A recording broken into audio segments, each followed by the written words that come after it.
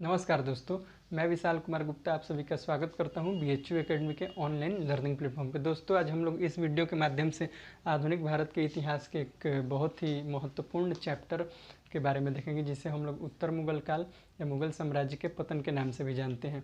मुगल साम्राज्य या मुगल वंश भारतीय इतिहास के अंतर्गत एक ऐसा चैप्टर है जिसे हम लोग मध्यकालीन तथा आधुनिक दोनों भागों के अंतर्गत पढ़ना है। इस वीडियो के अंतर्गत हम लोग देखेंगे कि जिस मुगल वंश की स्थापना 1526 ईस्वी में बाबर के द्वारा एक शक्तिशाली साम्राज्य के रूप में की जाती है तथा जिस साम्राज्य का विस्तार उसके प्रारंभिक शक्तिशाली शासकों द्वारा किया जाता है, वह साम्राज्य 1707 ईस्वी में कैसे औरंगजेब की मृत्यु के बाद कमजोर होने लगता है और योग्य शासकों के अभाव में इस साम्राज्य का पतन कैसे पूर्ण रूप से 1857 या 58 के आसपास लगभग हो जाता है।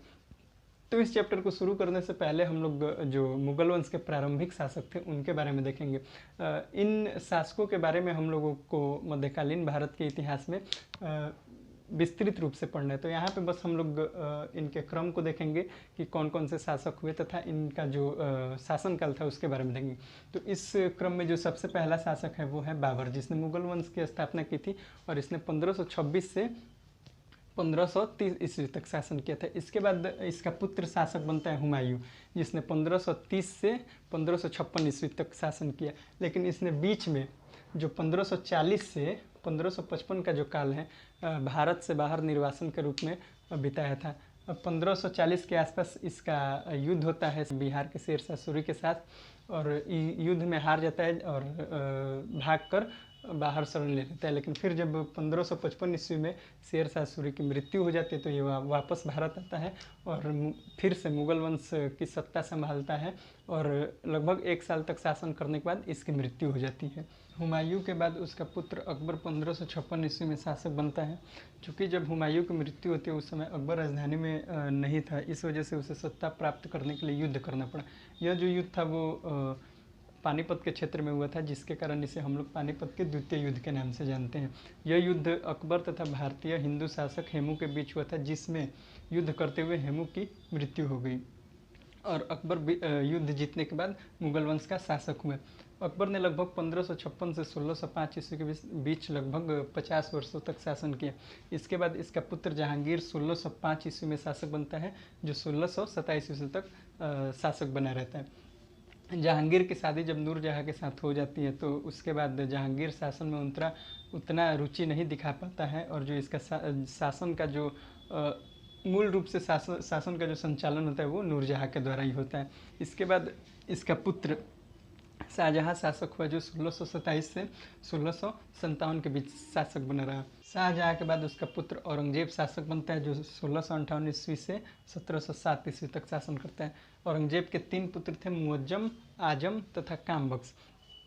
3 मार्च 1707 ईस्वी को अहमदनगर में जब औरंगजेब की मृत्यु हो जाती है तो उस समय औरंगजेब के मझले पुत्र सर्वप्रथम अहमदनगर पहुंचता है और पिता के अंतिम संस्कार करने के बाद स्वयं को मुगल वंश का अगला शासक नियुक्त कर देता है। इस बात को सुनकर जो औरंगजेब के अन्य 2 पुत्र थे और इसके जो अन्य 2 भाई थे वो युद्ध के लिए तैयार हो जाते हैं और यहीं से शुरू होता है मुगल वंश के उत्तराधिकारी के लिए उत्तराधिकार युद्ध, जिसमें औरंगजेब का सबसे बड़ा पुत्र अपने दोनों भाइयों को पराजित किया और आगे चलकर मुगल वंश का शासक बना, जिसे हम लोग बहादुर शाह प्रथम के नाम से देखेंगे।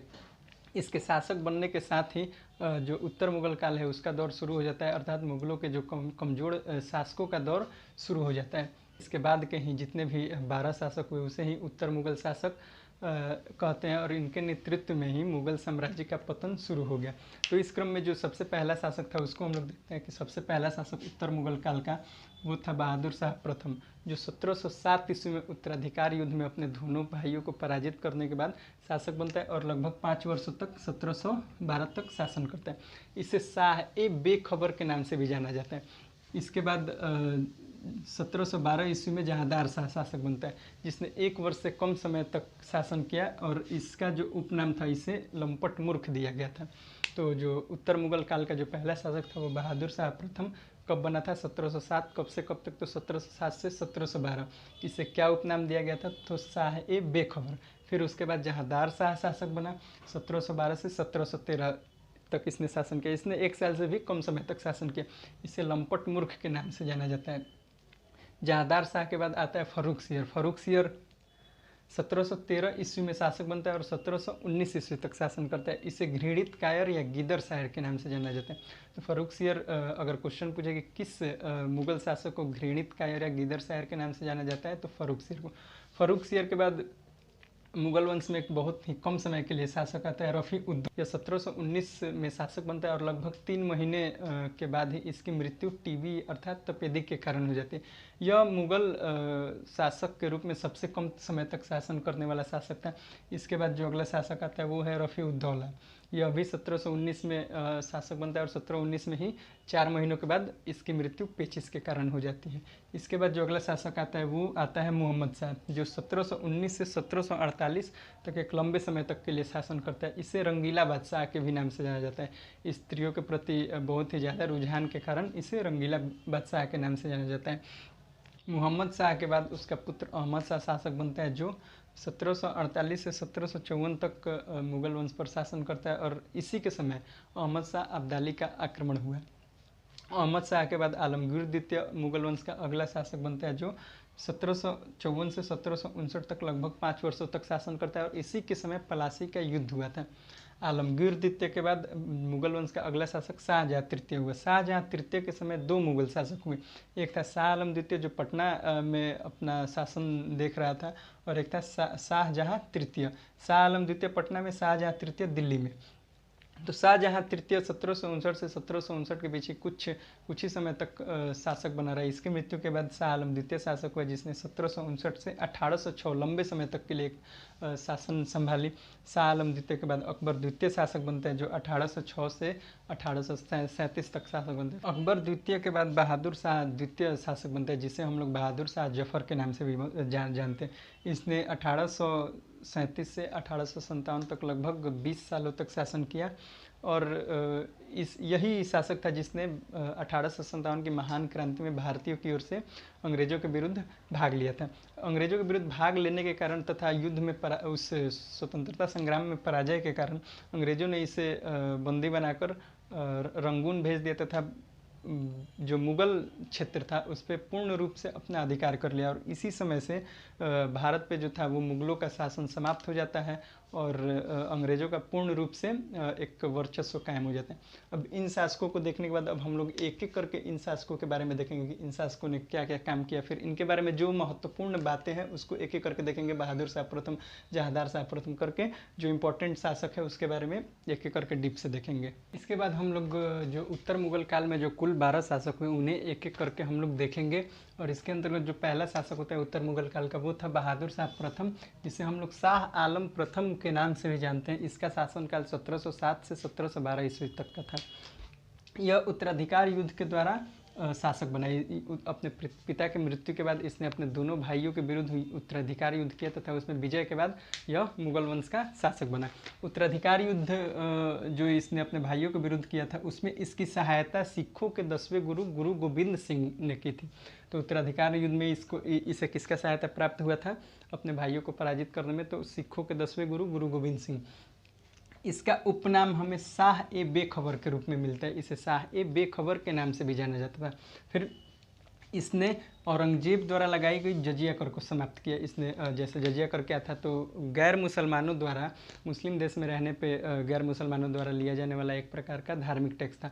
मतलब कि अगर आप मुस्लिम देश में रह रहे हैं, अगर आप मुस्लिम नहीं हैं, जैसे हिंदू है, बौद्ध है, जैन है, सिख है, तो आपको रहने के लिए टैक्स देना पड़ेगा। तो वो था जजिया कर, जिसे शाह आलम प्रथम अर्थात बहादुर शाह प्रथम ने समाप्त किया था। यह एक प्रकार का सहिष्णु शासक था क्योंकि इसने अपने समय के जो इसके समय के राजा थे उनके प्रति इसने सहिष्णु नीतियाँ अपनाई थी। जैसे जो सिख शासक थे, मराठा शासक थे, हिंदू शासक थे, उसके प्रति इसने सहिष्णु नीतियाँ अपनाई थी, जिसके कारण इसे सहिष्णु शासक कहा जाता है। यह मुगलों की वास्तविक सत्ता का अंतिम उपभोक्ता था, अर्थात इसका मतलब कि यह मुगलों की जो वास्तविक सत्ता थी उसको स्वतंत्र रूप से चलाने वाला अंतिम शासक था। इसके बाद हम लोग जितने भी शासक को देखेंगे वो या तो किसी और के द्वारा शासक नियुक्त होते हैं या फिर किसी और के प्रभाव में शासन को चलाते हैं। तो यह मुगलों के वास्तविक सत्ता का उपयोग करने वाला अंतिम शासक था। बहादुर शाह प्रथम के बाद जहांदार शाह मुगल वंश का अगला शासक हुआ, जिसने 1712 से 1713 ईस्वी तक मुगल वंश की सत्ता संभाली। यह एक प्रकार से कमज़ोर शासक था जिसे शासन में थोड़ी भी दिलचस्पी नहीं थी, और इसका शासन जो था वो इसके वजीर जुल्फ़िकार खां के द्वारा देखा जाता था, जिसके कारण इसे लंपट मूर्ख की संज्ञा दी गई। जहादार शाह की इन्हीं कमज़ोर परिस्थितियों का फ़ायदा उठाते हुए उसके खुद के भतीजा फ़र्रुख सियर ने सैयद बंधु के सहयोग से उसकी हत्या करवा दी और खुद मुग़ल वंश का शासक बन गया। अब हम इन सैयद बंधु के बारे में देखेंगे। सैयद बंधु कौन थे? तो सैयद बंधु दो मुस्लिम भाई थे, जिनमें से एक का पूरा नाम सैयद अली हुसैन था जो पटना का सूबेदार था, तथा दूसरा सैयद अब्दुल्ला खां था जो इलाहाबाद का सूबेदार था। अब जहादार शाह के बाद हम लोग फ़र्रुख सियर को देखते हैं। फ़र्रुख सियर 1713 से 1719 तक मुग़ल वंश का अगला शासक होता है। यह सैयद बंधु के सहयोग से शासक बनता है, तथा सैयद बंधु ने जो इसे अपनी सहायता दी थी उससे खुश होकर उसने एक भाई को अपना वजीर जबकि एक भाई को मीर बख्श अर्थात अपने सेना का हेड नियुक्त किया। यह एक प्रकार का कमज़ोर तथा कायर शासक था, जिसके कारण इसे घृणित कायर तथा गीदड़ शायर के नाम से जाना जाता था। फ़र्रुख सियर ने 1716 ईस्वी में बंदा बहादुर जो सिखों के नेता थे उस समय के, बंदा बहादुर को फांसी दे दी, जो इसके लिए एक बहुत ही बड़ी उपलब्धि थी, तथा इसने 1717 ईस्वी में शाही फरमान अंग्रेज़ों के लिए जारी किया। हम लोगों ने पिछले वीडियो में इसके बारे में देखा था। इसके बारे में अगला पॉइंट आता है कि फ़र्रुख सियर ने राजस्थान के शासक जयसिंह को सवाई की उपाधि दी थी। फ़र्रुख सियर की हत्या के बारे में उल्लेख मिलता है कि फ़र्रुख सियर की हत्या सैयद बंधुओं ने मराठा नेता जो थे साहू उनके सहयोग से करवा दिया। इसका वजह था कि जब सैयद बंधु ने अपने सहयोग से फ़र्रुख सियर को शासक बनाया था तो वो चाहता था कि दोनों भाई चाहते थे कि उनकी बातें मानी जाए, उनकी इच्छा पूरी की जाए, जो फ़र्रुख सियर नहीं करता था। इस वजह से सैयद बंधु ने मराठा नेता साहू के सहयोग से फ़र्रुख सियर की हत्या करवा दी। इसके बाद फिर फ़र्रुख सियर के बाद सैयद बंधु ने दो कमज़ोर शासकों को मुग़ल वंश का अगला शासक बनाया, जिसमें से एक था रफ़ी उद दरजात जो 3 महीना के लिए शासक बना, एक था रफ़ी उद दौला जो 4 महीना के लिए शासक बना। इनके बारे में कुछ इम्पोर्टेंट नहीं है, इसी वजह से इन्हें स्किप करते हुए हम आगे मोहम्मद शाह पे आएंगे। मोहम्मद शाह को भी सैयद बंधु ने ही शासक बनाया था, और सैयद बंधु के इसी सहयोग को देखते हुए मुग़ल वंश में इसने इतने ज़्यादा शासक दिए जिसके कारण इसे किंग मेकर अर्थात सम्राट निर्माता के नाम से जाना जाता है। मोहम्मद शाह के उपनाम के बारे में हमें मिलता है कि इसे रंगीला बादशाह कहा जाता था। महिलाओं के प्रति अत्यधिक रुझान के कारण इसे रंगीला बादशाह कहा जाता था, तथा इसके समय हिजड़ों तथा महिलाओं के एक अलग वर्ग का प्रभुत्व था इसके मतलब शासनकाल में। शासक बनने के बाद मोहम्मद शाह अन्य मुग़ल शासकों की तरह सैयद बंधु का आज्ञाकारी प्रतिनिधि सिद्ध नहीं हुआ, तथा इसके समय सैयद बंधुओं ने कुछ ज़्यादा ही शासन में तथा सत्ता चलाने में कुछ ज़्यादा ही अपना हस्तक्षेप करना शुरू कर दिया था, जिससे नाराज़ होकर मोहम्मद शाह ने 1720 ईस्वी में तुरानी सैनिक हैदर बेग के सहयोग से सैयद बंधुओं की हत्या करवा दी। तो इसके समय 1739 ईस्वी में मोहम्मद शाह के समय ईरानी शासक नादिर शाह का दिल्ली पे आक्रमण हुआ, और इस आक्रमण के संबंध में उल्लेख मिलता है कि इसने नादिर शाह लगभग 57 दिनों तक दिल्ली में रुका था और भयंकर कत्लेआम मचाया था, बहुत खून खराबा हुआ।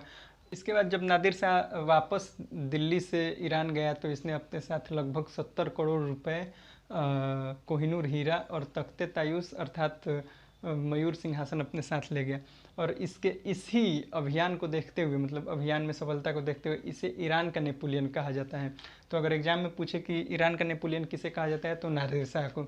इसके बाद मोहम्मद शाह के बारे में एक उल्लेख मिलता है कि तख्ते ताउस पर बैठने वाला यह अंतिम मुग़ल शासक था। तख्ते ताउस क्या था? तो तख्ते ताउस एक तरह का सिंहासन था जिसका निर्माण शाहजहाँ के द्वारा करवाया गया था। उस तख्ते ताउस पर यह बैठने वाला अंतिम शासक था। इसके बाद तख्ते ताउस पर बैठने का सौभाग्य किसी मुग़ल शासक को प्राप्त नहीं हुआ, क्योंकि ये जो तख्ते ताउस था उसे नादिर शाह ने अपने साथ ईरान लेके चला गया।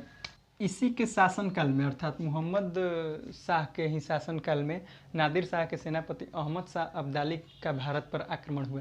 अहमद शाह अब्दाली ने भारत पर अपना आक्रमण जो पंजाब का सूबेदार था शाहनवाज का, उसके आमंत्रण पे किया था, और इसने अपने शुरुआती अभियान में लाहौर को जीता भी था और सफलता भी प्राप्त की। लेकिन जब इसने पुनः दिल्ली पर अपना अभियान किया, दिल्ली पर आक्रमण किया, तो उस समय मोहम्मद शाह के पुत्र अहमद शाह ने इस अभियान को विफल किया और दिल्ली को बचाने में सफल रहा। अंततः हम देखते हैं कि 1748 ईस्वी में मोहम्मद शाह की मृत्यु हो जाती तथा इसके बाद इसका पुत्र जो एक योग्य शासक था वो शासन संभालता है और आगे मुगल वंश की सत्ता अपने अनुसार चलाता है। फिर इसके काल में कुछ एक दो महत्वपूर्ण घटना थी, उसे हम लोग देखेंगे।